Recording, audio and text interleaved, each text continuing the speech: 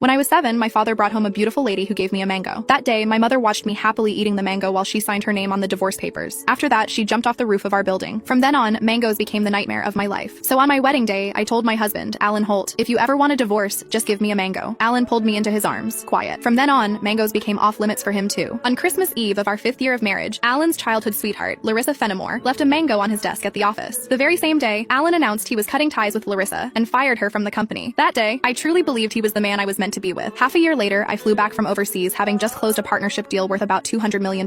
At the celebration dinner, Alan handed me a drink. After I had finished half the glass, his so-called childhood sweetheart, the woman who had been kicked out of the company, stood behind me with a big grin and asked, "Does the mango juice taste good?" I stared at Alan in disbelief, and he was trying hard not to laugh. "Don't be mad. Larissa insisted I played a little joke on you. I didn't actually give you a mango. I just gave you a bottle of mango juice." But I think she's right. The fact that you don't eat mangoes is a real problem. You were really enjoying that juice just now. My face went cold. I lifted my hand and threw the rest of the mango juice in his face, then turned around and walked away. Some things are never a joke. I wouldn't kid around with mangoes or divorce. Ms. Mendez, your stomach condition flared up again because of stress and emotional triggers. If there's something you really don't like to eat, you mustn't force it down again. The next time might not just be a stomach ache. We might have to remove part of your stomach. Stay in the hospital for observation for 1 day and contact your family as soon as you can. When I heard the doctor say that, I went completely quiet. For the sake of a new project, I had been overseas for 39 straight days, working day and night, and I finally made it back in one piece. I never expected that at the celebration dinner, 1 glass of mango juice from Alan Holt would land me right in a hospital bed. Out of habit, I tapped open my pinned chat, typed 2 words, and then realized something felt off. Looking closely, I confirmed that it was Alan Holt. He had just changed his profile picture. Now it was a green mango. While I was staring blankly at the chat window, Alan's call came through. He sounded cold. "I'm already home. Where are you?" I said nothing. Any other time, I would soften my voice and act like a spoiled little girl with him. But tonight, I honestly didn't know what to say. Alan sounded annoyed. "Myra, how long are you planning to keep this up? I'm at the hospital." Alan went quiet. He had never shown much interest in my health. He would never have guessed that 1 glass of mango juice from him would send me straight to the emergency room. "Stay put at the hospital. I'm coming over right now." I didn't want to deal with him, but my body was so weak that I didn't feel like moving at all. Time dragged by. The doctor came in to check on me 3 different times, and Alan still didn't show up. Right before I went to sleep, I glanced at my phone one last time and saw Larissa Fenimore's new post on her social feed. "Every time I get hurt, my knight in shining armor shows up. I'm so lucky." The picture under it was a shot of Alan putting a bandage on her. Larissa's profile picture was a yellow mango. It was pretty, but it made me sick. Alan and I had known each other for 10 years, and he had always known exactly where my bottom line was. After so many years in business, he also knew perfectly well how to keep a proper distance from other women. But now, he kept crossing that line again and again. In that case, our marriage and the newest project I had negotiated no longer needed to exist. I had closed a $200 million